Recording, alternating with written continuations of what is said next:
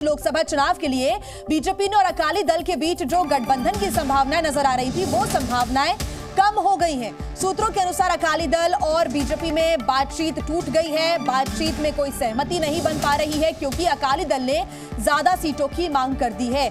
ऐसे में बीजेपी और अकाली दल में गठबंधन की जो संभावनाएं हैं वो कम हो गई हैं। लोकसभा चुनावों के पहले लगातार अलग अलग सियासी दल बातचीत में जुटे हुए हैं। ऐसे में जो संभावनाएं व्यक्त की जा रही थी कि लोकसभा चुनाव के पहले बीजेपी और अकाली दल साथ साथ आ जाएंगे, लेकिन वो संभावनाएं कम हो गई हैं। यहां पर जो सीट शेयरिंग का मामला है वो फंसता हुआ नजर आ रहा है। अकाली दल और बीजेपी में बातचीत टूट गई है। अकाली दल ने ज्यादा सीटों की मांग की है। रविंद्र हमारे साथ जुड़े हुए हैं ज्यादा जानकारी के साथ।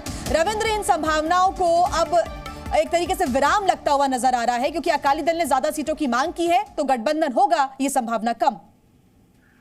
बिल्कुल, देखिए, प्रधानमंत्री नरेंद्र मोदी और बीजेपी चाहती थी कि एनडीए को पुराने स्वरूप में लाया जाए, एनडीए में ज्यादा से ज्यादा दल आए, शामिल हो और खासकर जो पुराने सहयोगी हैं वो इसमें शामिल हो। और इसीलिए आपने देखा कि टीडीपी के चंद्रबाबू नायडू से बातचीत खुद गृह मंत्री अमित शाह ने किया, नीतीश कुमार से प्रधानमंत्री नरेंद्र मोदी, अमित शाह और जेपी नड्डा ने किया और गठबंधन, एक तरफ गठबंधन हो गई और दायरा बढ़ाने के लिए जयंत चौधरी से भी बात लगभग फाइनल हो चुकी है।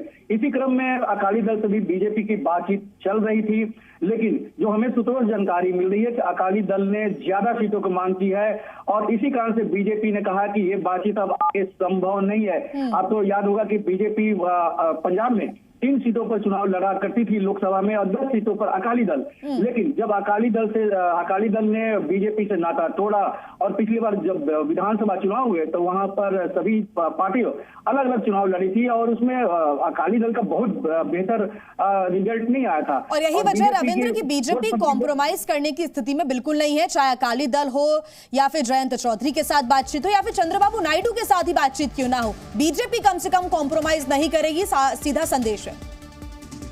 अब जाहिर सी बात है, लेकिन जमीनी हकीकत भी बीजेपी कह रही है। अकाली दल के नेताओं से साफ तौर पर कहा कि बीजेपी का वोट परसेंटेज पंजाब में बढ़ा है, अकाली दल का वोट परसेंटेज घटा है जो पिछला विधानसभा चुनाव था।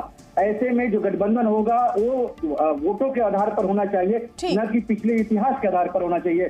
10 सीटों की मांग की थी, बीजेपी ने कहा कि हम 6 सीटें देंगे, जो जानकारी मिल रही है। और ऐसे में ये गठबंधन लगभग टूट गया क्योंकि अकाली दल 10 से कम मानने को तैयार नहीं थी, बीजेपी उससे ज्यादा देने को तैयार नहीं तो थी। आगे किसी प्रकार की कोई बातचीत की संभावना अब कम ही नजर आ रही है। सीधे तौर पर बीजेपी और अकाली दल के बीच जो बातचीत चल रही थी वो अब आगे बढ़ती हुई नजर नहीं आ रही है। बहुत शुक्रिया रविंद्र आपका तमाम जानकारी के लिए।